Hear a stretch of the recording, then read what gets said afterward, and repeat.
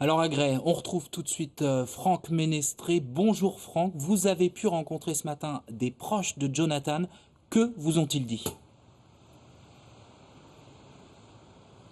Oui, bonjour Jérémy. Effectivement, stupéfaction partout dans la population évidemment aujourd'hui, mais aussi auprès des proches de Jonathan Daval, y compris les sportifs. Vous savez, on parlait d'Alexia, la joggeuse. Alors le monde du sport, de la course à pied est particulièrement traumatisé suite à ces aveux. On attendra dans quelques instants le président du club sportif local. Mais avant, on va aussi entendre le patron de Jonathan Daval, le patron que nous avons rencontré ce matin et qui lui est un petit peu déstabilisé. Imaginez seulement 14 jours après la disparition d'Alexia Daval, les enquêteurs sont venus saisir le véhicule professionnel de Jonathan Daval pour des investigations sur ce véhicule.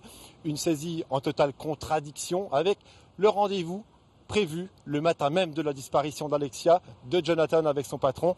Une entrevue qui s'était passée le plus normalement du monde. Écoutez. C'est un commentaire que j'ai fait à un journaliste du Parisien. Je leur ai dit, il n'avait pas la tête de quelqu'un qui vient de tuer sa femme. Il était souriant, il plaisantait, ce n'était pas, je dirais, la façon de faire d'un criminel. Jonathan, on l'a eu à côté de nous tout le temps, quand on a fait la course, quand on a remis un bouquet de fleurs devant le PMU, quoi. Donc je veux dire, il était là.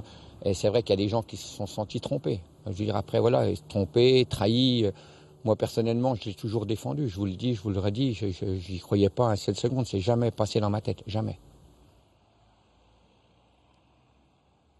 Ce matin, au bar tenu par les parents d'Alexia Daval, le silence régnait au milieu des clients, et du côté des parents aussi, bien évidemment.